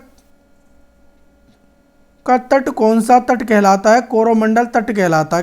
कन्याकुमारी से कृष्ण डेल्टा तक का तट कौन सा तट कहलाता है? कोरोमंडल तट कहलाता है। पारादीप बंदरगाह किस राज्य में है? उड़ीसा में है पारादीप बंदरगाह। तूतीकोरिन तथा एन्नोर बंदरगाह किस राज्य में है? तमिलनाडु में है। हल्दिया बंदरगाह किस राज्य में है? हल्दिया बंदरगाह किस राज्य में? पश्चिम बंगाल में है हल्दिया बंदरगाह। गुजरात से गोवा तक का तटीय क्षेत्र क्या कहलाता है? कोंकण तट कहलाता है। गुजरात से गोवा तक का तट क्या कहलाता है? तटीय तट कोंकण तट कहलाता है। गोवा से कर्नाटक तक का तटीय क्षेत्र क्या कहलाता है? केनरा तट कहलाता है। ये कर्नाटक से कन्याकुमारी तक का तटीय क्षेत्र क्या कहलाता है? मालाबार तट कहलाता है। तो आप इसको याद रखेंगे, मालाबार तट कहलाता है।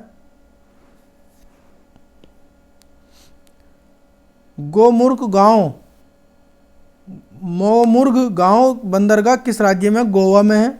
आपको ये याद रखना है। नहावाशोबा बंदरगाह कहाँ पर है? महाराष्ट्र में है ये। मालदीव मिनिकॉय मध्य कितना डिग्री चैनल गुजरता है? तो 8 डिग्री चैनल है इनके बीच में। मालदीव और मिनिकॉय के मध्यम जो कौन सा डिग्री चैनल कितने डिग्री चैनल को अलग करता है? तो 8 डिग्री चैनल इसको अलग करता है। ठीक है, लक्षद्वीप और मिनिकॉय को जो अलग करता है वो क्या करता है? 9 डिग्री चैनल अलग करता है। मिनिकॉय और लक्षद्वीप और मिनिकॉय को जो है 9 डिग्री चैनल अलग करता है। छोटा अंडमान और तथा निकोबार के बीच कितने डिग्री चैनल गुजरता है? 10 डिग्री चैनल जो है छोटा अंडमान और कार निकोबार के बीच में है। ठीक है, 10 डिग्री। सुमात्रा और निकोबार के मध्य कौन सा चैनल है? ग्रैंड चैनल है। ठीक है,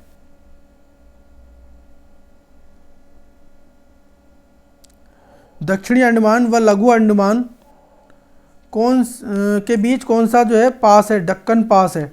डक्कन पास। अंडमान निकोबार द्वीप की सबसे ऊंची चोटी कौन सी है? Sandal peak. पवन द्वीप कहाँ स्थित है? मन्नार की खाड़ी में। बेरन किस यूटी में स्थित है? सक्रिय ज्वालामुखी अंडमान निकोबार में। अलकनंदा नदी का उद्गम स्थल संतोपथ हिमानी से। ब्रह्मपुत्र नदी बांग्लादेश में किस नाम से जानी जाती है? जमुना नाम से जानी जाती है। गंगा नदी बांग्लादेश में किस नाम से जानी जाती है? पद्मा नाम से जानी जाती है। ठीक है, आप इसको याद रखेंगे।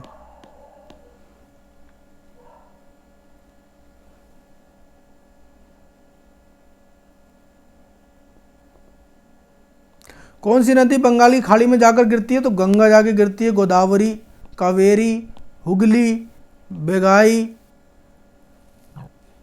कृष्ण, ब्रह्मपुत्र, महानदी कहाँ जाके गिरती है? बंगाल की खाड़ी में, यानी कि यहाँ। ठीक है, ये अरब सागर है, अरब की खाड़ी है। अब देखिएगा कौन सी नदी खंबात की खाड़ी में जाकर गिरती है, ताप्ती, नर्मदा, साबरमती। यहाँ पे एक खाड़ी बना हुई है इस तरीके से, इस तरीके से है। तो जो खंबात की खाड़ी है, ये वाली जो खाड़ी है खंबात की खाड़ी कहलाती है ये वाली। तो यहाँ पे गिरती है ताप्ती, नर्मदा, साबरमती तथा माही। शिप्रा नदी का उद्गम स्थल है, शिप्रा नदी का उद्गम स्थल है बरडी पहाड़ी मध्य प्रदेश में शिप्रा नदी का उद्गम स्थल है। गंडक नदी किस शहर के समीप गंगा में मिल जाती है? पटना में जाके मिल जाती है। गंडक नदी जो है गंगा नदी में मिलती है पटना में जाकर। सिंधु नदी का उद्गम स्थल है तिब्बत में सनोख्याबवाब हिमनद। सतलुज नदी का उद्गम है साइकस ताल। सतलुज नदी का उद्गम स्थल है साइकस ताल।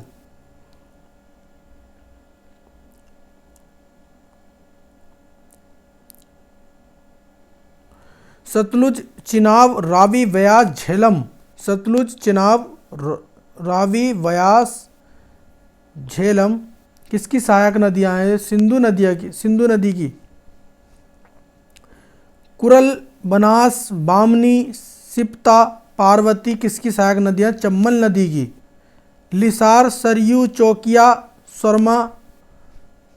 शर्मा किसकी सहायक नदियां? शारदा नदी की। थारू, इंद्रावती, लीखू किसकी सहायक नदी है? कोसी नदी की। किस नदी को बिहार का शोक कहा जाता? कोसी नदी को बिहार का शोक कहा जाता है, क्योंकि अपना जो है स्थान बदलती रहती है, ये बहुत तबाही मचाती है। पूर्णा प्रमुख रूप से किसकी सहायक नदी है? तो ताप्ती नदी की। डिबोंग, लोहित, सेसरी, नोवा तथा दिहांग किस सहायक नदी है? ब्रह्मपुत्र नदी की सहायक नदी है। भारत की गंगा किसे कहा जाता है? कावेरी को भारत की गंगा, दक्षिणी भारत की गंगा कहा जाता है। कावेरी नदी का उद्गम स्थल ब्रह्मगिरी पहाड़ी कर्नाटक में। ब्रह्मगिरी पहाड़ी कर्नाटक में जो है कावेरी नदी का उद्गम स्थल है। राजस्थान की एकमात्र नदी कौन सी है जो सालों तक बहती है? चंबल नदी साल भर जो है बहती रहती है। जूलिया जलप्रपात किस नदी पर है? चंबल नदी पर है जूलिया जलप्रपात। चूलिया। निम्न में से कौन सी प्रायद्वीपीय नदियां हैं? महानदी, गोदावरी, कृष्ण, पेनार, कावेरी, बोंगाई नदी जो है ये कौन सी है? प्रायद्वीपीय नदियां हैं। सबसे लंबी प्रायद्वीपीय नदियां कौन सी है? गोदावरी है। भारत की सबसे बड़ी तटीय एवं खारे पानी की झील कौन सी है? चिल्का झील, जो कि उड़ीसा में है। कहाँ पर है? उड़ीसा में। भारत में सबसे बड़ी मीठे पानी की झील कौन सी है? बूलर झील, जो कि जम्मू कश्मीर में है। भारत की सबसे बड़ी कृत्रिम झील कौन सी है? तो बल्लभ गोविंद पंत सागर, जो उत्तर प्रदेश में है, ये कृत्रिम झील है। भारत की सबसे अधिक ऊंचाई पर स्थित झील कौन सी है? चोलामू झील, जो कि सिक्किम में है, ये सबसे ऊंचाई पर है। महाराष्ट्र में स्थित कौन सी झील ज्वालामुखी उद्गार में निर्मित हुई है? लोनार झील, ये ज्वालामुखी से निर्मित हुई है।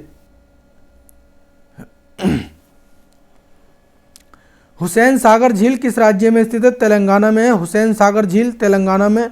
नागार्जुन डैम किस नदी पर है? तो कृष्ण नदी पर है नागार्जुन। निजाम सागर डैम जो है निजाम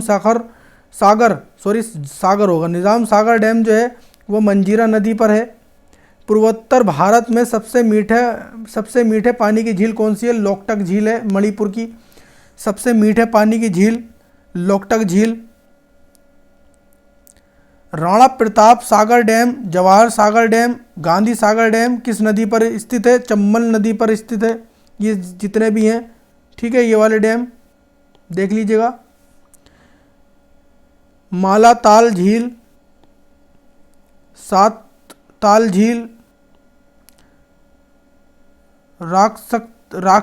राक्षसताल झील, ये उत्तराखंड में है।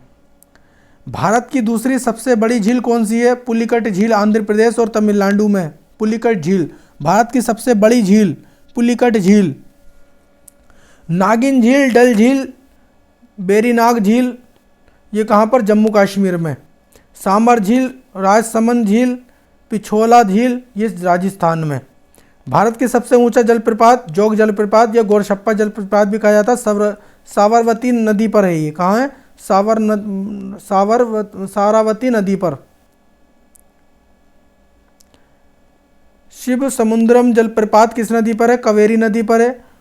हुंडरू जलप्रपात किस नदी पर है? स्वर्ण रेखा नदी पर है। यन्ना जलप्रपात किस नदी पर है? यन्ना जलप्रपात ये नर्मदा नदी पर है। भारत की जलवायु किस प्रकार की है? तो उष्णकटिबंधीय मानसूनी है। कैसी है? उष्णकटिबंधीय मानसूनी है। उत्तर भारत में शीत ऋतु में वर्षा किसके कारण होती है? जेट स्ट्रीम या पश्चिमी विक्षोभ के कारण होती है। अगला क्वेश्चन, ठंडी के दिनों में कोरोमंडल तट पर वर्षा किसके कारण होती है? लौटती हुई मानसून के कारण। राजस्थान में शीत ऋतु के वर्षा को क्या कहा जाता है? मावट कहा जाता है, मावट।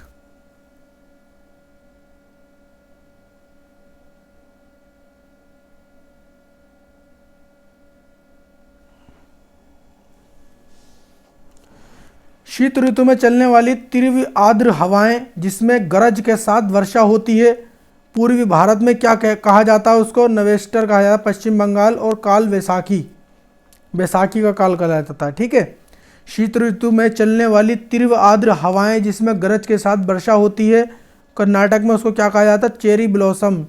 कॉफ़ी के लिए वर्षा होती है, ये चेरी ब्लॉसम। अरब सागर से आने वाली मानसून सबसे पहले किस राज्य में आता है? तो केरल में जो है सबसे पहले दस्तक दी जाती है, केरल में। अरब सागर से जो भी मानसून उठेगा सबसे पहले केरल में आएगा। मिट्टी के अध्ययन को क्या कहा जाता है? पेडोलॉजी। मिट्टी के अध्ययन को पेडोलॉजी कहा जाता है। किस प्रकार की मिट्टी में पोटाश की बहुलता होती है? तो किस प्रकार की? जलोढ़ मिट्टी में जो है पोटाश की बहुलता होती है। नई जलोढ़ मिट्टी को क्या कहा जाता है? खादर कहा जाता है। नई जलोढ़ मिट्टी को खादर कहा जाता है। नई जलोढ़ मिट्टी को खादर कहा जाता है, याद रखेंगे। नदियों द्वारा लाई गई मिट्टी को क्या कहा जाता है? जलोढ़ मिट्टी कहा जाता है। जो नदियों के बहाव से आता है, बाढ़ से आता है, उसे जलोढ़ मिट्टी कहा जाता है। पुरानी जलोढ़ मिट्टी को क्या कहा जाता है? बांगर। पुरानी जलोढ़ मिट्टी को क्या कहा जाता है? बांगर कहा जाता है। उर्वरता की दृष्टि से सबसे अच्छी मिट्टी कौन सी होती है? जलोढ़ मिट्टी कहलाती है।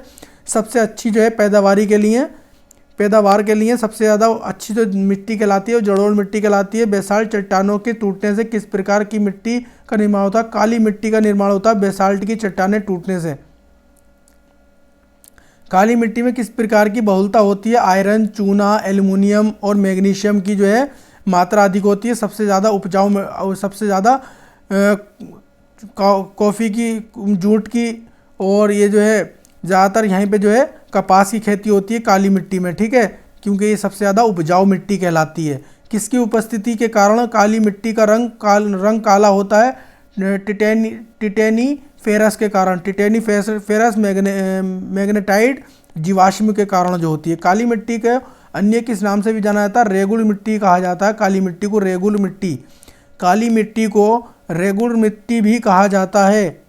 कपास की खेती के लिए कौन सी मिट्टी सर्वाधिक उपयुक्त है? मैंने अभी आपको बताया काली मिट्टी कपास की खेती के लिए सबसे ज़्यादा उपयुक्त है। धान, गेहूँ, तिलहन, दलहन, आलू, मक्का खेती के लिए कौन सी मिट्टी सर्वाधिक उपयुक्त है? तो जलोढ़ मिट्टी सबसे ज़्यादा उपयुक्त होती है। धान की खेती, गेहूँ की खेती, तिलहन, दलहन, आलू, मक्का खेती के लिए। ठीक है, सबके लिए। काली मिट्टी किस राज्य में पाई जाती है? तो महाराष्ट्र, गुजरात, मध्य प्रदेश जो है इन जगहों पे जो है काली मिट्टी पाई जाती है। लाल मिट्टी में किसकी बहुलता होती है? तो सिलिका और आयरन की जो है सबसे ज़्यादा बहुलता मिलती है। कौन सी? लाल मिट्टी में। ठीक है, लाल मिट्टी की उत्पत्ति के कारण लाल रंग होता है। लोहा ऑक्साइड के वजह से जो है इसमें जिसका जो है रंग लाल होता है। कौन सी मिट्टी अम्लीय प्रकृति की होती है? तो लाल मिट्टी अम्लीय प्रकृति की होती है। आप इसको याद रखेंगे।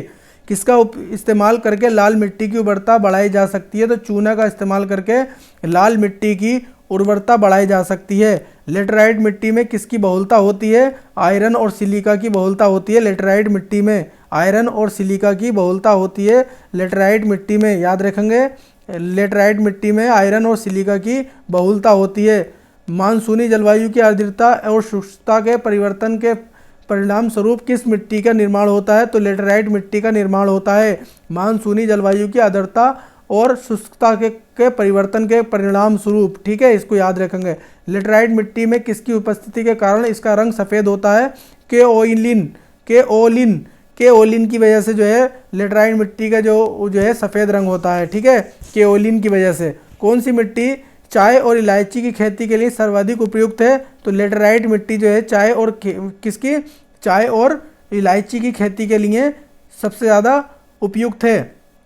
भारत के कुल क्षेत्र का कितने प्रतिशत भाग कृषि के लिए उपयुक्त है? 51% भाग जो है भारत का कृषि के लिए उपयुक्त है। भारत का कुल क्षेत्रफल का लगभग कितने प्रतिशत भाग पर वन मौजूद है? 21% भाग पर वन मौजूद है। विश्व में चावल और गेहूं के उत्पादन में भारत का कौन सा स्थान है? दूसरा, और पहला स्थान है चीन का चावल और गेहूं के उत्पादन के लिए। गन्ने के उत्पादन में कौन है? भारत है। भारत में कृषि योग्य भूमि के लगभग कितने प्रतिशत भाग पर गेहूं की खेती होती है? 15% भाग पर गेहूं की खेती होती है। भारत में कृषि योग्य भूमि के लगभग कितने प्रतिशत भाग पर चावल की खेती होती है? तो 47% भाग पर जो है चावल की खेती होती है, याद रखेंगे। देश में गेहूं के उत्पादन में किस राज्य को प्रथम स्थान है? उत्तर प्रदेश में सबसे ज़्यादा गेहूं उत्पादन होता है। सबसे ज़्यादा उत्तर प्रदेश में गेहूं का उत्पादन होता है। भारत में हरित क्रांति का संबंध किससे है? खाद्यान्न उत्पादन से है। खाद्यान्न उत्पादन से है। भारत में हरित क्रांति के जनक किसे माना जाता है? स्वामीनाथन, MS स्वामीनाथन। स्वामीनाथन को जो है हरित क्रांति का जनक कहा जाता है, माना नहीं जाता, कहा जाता है स्वामीनाथन। भारत में हरित क्रांति की शुरुआत कब हुई थी? 1967 में जो है हरित क्रांति की शुरुआत हुई थी। विश्व में उर्वरक उत्पादन में पहला स्थान कौन सा है? तो चीन का, और दूसरा स्थान भारत का, तीसरा स्थान, ठीक है, पहला स्थान किसका? चीन का, दूसरा और तीसरा स्थान जो है भारत का है, याद रखेंगे। पहला स्थान चीन का और तीसरा स्थान भारत का। श्वेत क्रांति का संबंध किससे? दूध उत्पादन से है। नीली क्रांति का का संबंध किससे? मछली उत्पादन से है। भूरी क्रांति का संबंध जो है उर्वरक उत्पादन से है। रजत क्रांति का मतलब अंडा उत्पादन से है। रजत क्रांति का मतलब अंडा उत्पादन से है। पीली क्रांति का संबंध तिलहन उत्पादन से है। पीली क्रांति का संबंध किससे है? तिलहन उत्पादन से। लाल क्रांति का संबंध किससे है? मांस उत्पादन और टमाटर उत्पादन से है। जो लाल चीज़ें वो लाल क्रांति हो गई, ठीक है। गुलाबी क्रांति का मतलब झींगा मछली उत्पादन से है। बादामी क्रांति का संबंध किससे है? मसाला उत्पादन से है। सुनहरी क्रांति का मतलब फल उत्पादन से है। अमृत क्रांति का जो है नदी जोड़ो परियोजना से है। अमृत क्रांति का संबंध नदी जोड़ो परियोजना से है, आप इसको याद रखेंगे।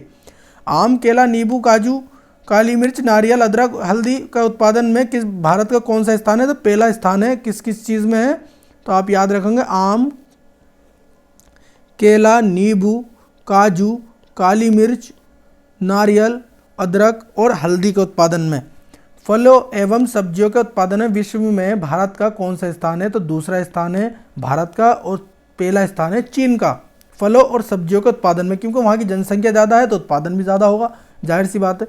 विश्व में तंबाकू का सबसे बड़ा उत्पादक उपभोक्ता देश कौन सा है? तो चीन सबसे ज़्यादा तंबाकू का उत्पादक और भोक्ता भी है, उत्पादन भी करता है, उपभोक्ता भी है, ठीक है। भारत जो है तीसरे नंबर पर आता है। तंबाकू की पत्तियों को सुखाने की प्रक्रिया को क्या कहा था? कि क्यूरिन कहा जाता है। तंबाकू की पत्तियों को सुखाने की प्रक्रिया को क्या कहा जाता है? कहा जाता है क्यूरिन। सबसे उच्च कोटि का कहवा कॉफ़ी कौन सा है? अरेबिका। अरेबिका कॉफ़ी जो है कहवा से प्राप्त की जाती है। कॉफ़ी कहवा से प्राप्त की जाती है, अरेबिका कॉफ़ी। तिलहन उत्पादन में कौन सा राज्य पहला स्थान है? मध्य प्रदेश का है। तिलहन उत्पादन में कौन सा स्थान है? पहला स्थान पर कौन है? मध्य प्रदेश। तिलहन जानते हैं जिसमें तेल निकलता। दलहन दालों वाली खेती, जैसे कि चना, ये सब दलहन में आता। चावल उत्पादन में कौन सा राज्य पहले स्थान पर है? पश्चिम बंगाल। मक्का उत्पादन में कौन सा राज्य पहले स्थान पर है? आंध्र प्रदेश। सोयाबीन उत्पादन में कौन सा राज्य पहले स्थान पर है? मध्य प्रदेश। कपास उत्पादन में पहला स्थान गुजरात का। गन्ना उत्पादन में पहला स्थान उत्तर प्रदेश का। सूरजमुखी उत्पादन में पहला स्थान कर्नाटक का। तो आप इसको अच्छे से याद रखेंगे।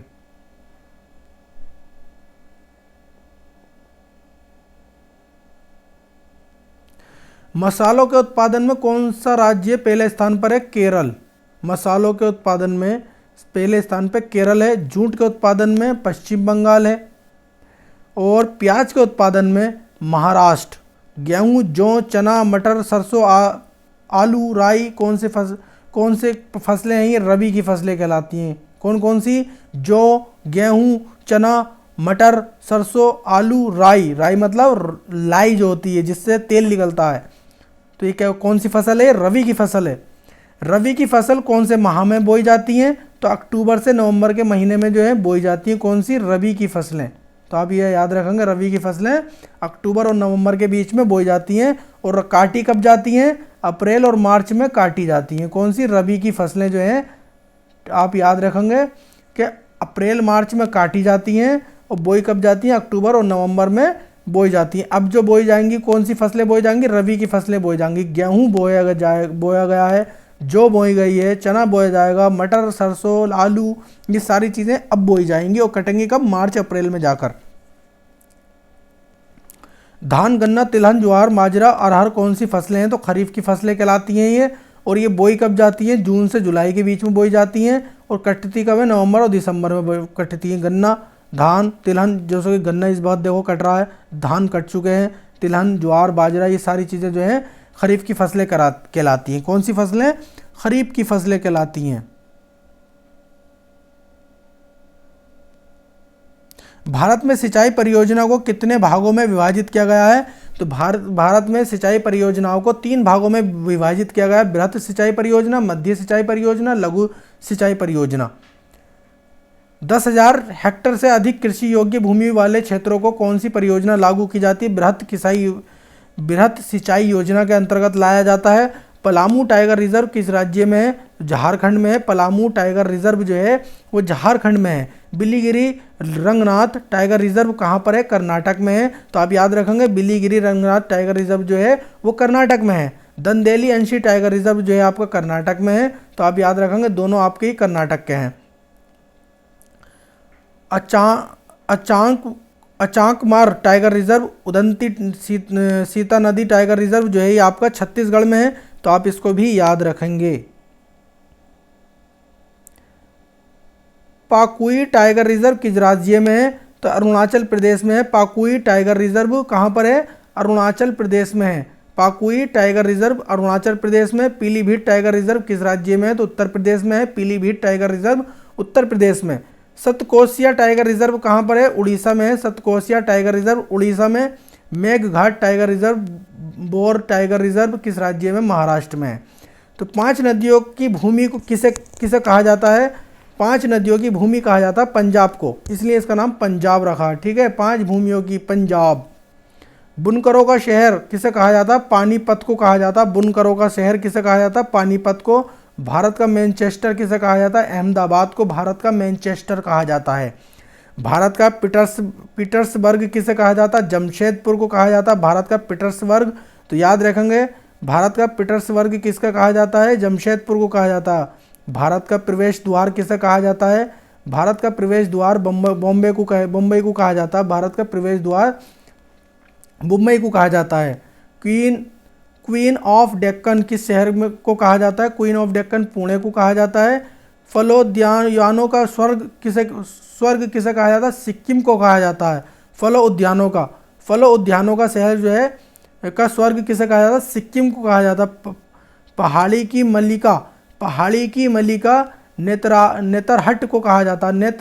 नेतरहट को कहा जाता है पहाड़ियों की मलिका। भारत की किस शहर को पूर्व का पेरिस कहा जाता है? जयपुर को पूर्व का पेरिस कहा जाता है। इसे पिंक सिटी भी कहा जाता है। भारत के सर्वाधिक प्रदूषित नदी कौन सी है? साबरमती जो है भारत की सर्वाधिक प्रदूषित नदी है। आप याद रखेंगे। एशिया की अंडों की टोकरी किसे कहा जाता है? तो एशिया की अंडों की टोकरी कहा जाता है आंध्र प्रदेश को। खुशबुओं का शहर किसे कहा जाता है? कन्नौज में इत्र बनाया जाता है यहाँ पे। त्योहारों का नगर किसे कहा जाता है? मदुरई को कहा जाता है। यहाँ पे सबसे ज़्यादा त्योहार मनाए जाते हैं। अरब सागर की रानी किसे कहा जाता है? कोच्चि को कहा जाता है। कोच्चि बंदरगाह को कोच्चि जो है इसको अरब सागर की रानी कहा जाता है। उत्तर भारत का मैनचेस्टर किसे कहा जाता है? कानपुर को उत्तर भारत का मैनचेस्टर कहा जाता है। मंदिरों का नगर किसे कहा जाता है? वाराणसी को मंदिरों का नगर कहा जाता है, क्योंकि सबसे ज़्यादा मंदिर जो है वाराणसी में ही है। बगीचों का शहर कपूरथला को कहा जाता है, बगीचों का शहर। पश्चिम बंगाल की शोक नदी किसे कहा जाता है? दामोदर नदी को कहा जाता है पश्चिम बंगाल की शोक नदी। सूती वस्त्रों की राजधानी किसे कहा जाता है? सूती वस्त्रों की राजधानी बम्बई को कहा जाता है। हिंडकल परियोजना किस नदी पर है? घाट प्रभा नदी, कर्नाटक। ठीक है। भीमा परियोजना किस नदी पर है? पनवा नदी पर। भीमा परियोजना जो कि महाराष्ट्र में है। भीमा परियोजना कहाँ पर है? पनवा नदी पर।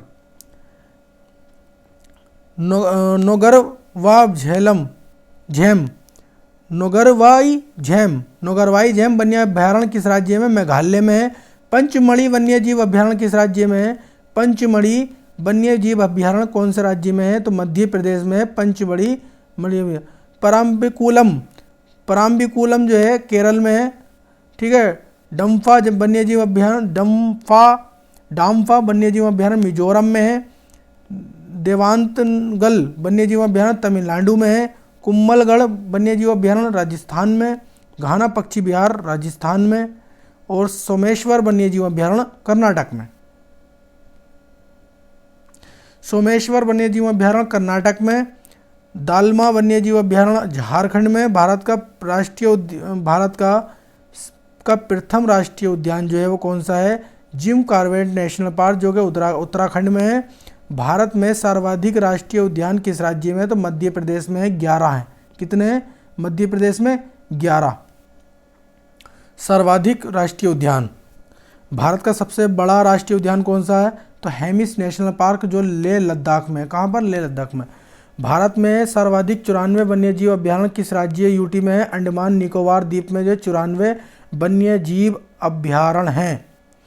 शीतकाल में भारत में साइबेरियन सारस किस पक्षी विहार में प्रायः दिखाई पड़ते हैं? तो केवलादेव घाना पक्षी विहार राजस्थान में देखने को मिलते हैं। कराकुरम नामक रेगिस्तान किस देश में है? तुर्कमेनिस्तान में है। अटाकामा नामक रेगिस्तान कहाँ पर है? तो चिली में है। अटाकामा रेगिस्तान चिली में। कालाहारी नामक रेगिस्तान कहाँ पर है? बोत्सवाना में है। कालाहारी रेगिस्तान बोत्सवाना में है। और रेडियन झील जो है कहाँ पर मिलेगी आपको? कनाडा में। लाडोंगा झील ओनेगा झील किस राज्य में? रूस में।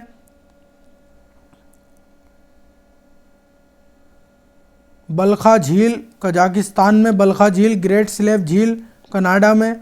मिशिगन झील संयुक्त राज्य अमेरिका में। मिशिगन झील। आयर झील ऑस्ट्रेलिया में। आयर झील ऑस्ट्रेलिया में। विश्व की सबसे लंबी मीठे पानी की झील कौन सी है? टंगानिका झील।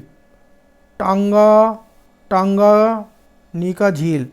विश्व की सबसे बड़ी मीठे पानी की झील कैस्पियन सागर। विश्व की सबसे बड़ी झील कैस्पियन सागर। और पूछ ले विश्व की सबसे बड़े खारे पानी की झील, वो भी कैस्पियन सागर। सबसे बड़े मीठे पानी की झील तो ये हो गई आपकी सुपेरियल झील। इस कुल ये क्या है? इसिक झील किर्गिस्तान में। इसिक झील कहाँ पर है? किर्गिस्तान में। युगांडा तंजानिया के बीच कौन सी झील अंतर्राष्ट्रीय सीमा बनाती है? तो विक्टोरिया झील अंतर्राष्ट्रीय सीमा बनाती है। युगांडा और आसवान का काहिरा नगर किस नदी के किनारे पर है? नील नदी के किनारे पर। बगदाद किस नदी के किनारे? टिग्रिस नदी के किनारे पर है बगदाद। बार्लिन किस नदी के किनारे बसा है? स्प्री नदी के किनारे बसा है बर्लिन काय में। सेंट लुइस नदी के किनारे पर बसा है मिसिसिपी नदी। सेंट लुइस जो बसा है। ब्यूनस आयर्स किस नदी के किनारे बसा है? लाटा नदी। लंदन किस नदी के किनारे? टेम्स नदी के किनारे। पेरिस किस नदी के किनारे? सिन नदी के किनारे बसा है। मॉस्को मोस्कावान नदी के किनारे बसा है। या प्रियांग किस नदी के किनारे बसा है? वियन ताबा। रोम किस नदी के किनारे? टाइबर नदी के किनारे बसा है रोम। पार्थ किस नदी के किनारे बसा है? सुवान नदी के किनारे बसा है। जिब्राल्टर डमरू मध्य किन दो देशों को अलग करता है? स्पेन और मोरक्को। यूरोप और अफ्रीका। डोबर जलडमरू माध्यम किन दो देशों को अलग करता है? तो ये करता है ब्रिटेन और फ्रांस को अलग करता है। मलक्का जो है जलडमरू मध्य मलाया सुमात्रा को करता है अलग। बाव एल माडव जल संधि किसके आपस में जोड़ती है? लाल सागर और अरब सागर को जोड़ती है। 7 पहाड़ियों का नगर किसे कहा जाता है? रोम को कहा जाता है। 7 पहाड़ियों का नगर रोम को कहा जाता है। गगनचुंबी इमारतों का नगर किसे कहा जाता है? न्यूयॉर्क को कहा जाता है गगनचुंबी इमारतों का नगर, ऊंची ऊंची इमारतों का। चीन का शोक किसे कहा जाता है? ह्वांगो नदी को, चीन को, या पीली नदी जिसे कहा जाता है, इसे चीन का शोक कहा जाता है। दोस्तों आपको हमारा ये वीडियो पसंद आया हो तो चैनल को सब्सक्राइब करें, उसके बराबर में जो बेल आइकन है उसको दबाएं और अपने इस वीडियो को अपने दोस्तों के साथ में शेयर करें, जिससे कि आपको और आपके दोस्तों को बहुत ज़्यादा बेनिफिट होगा। Thanks for watching.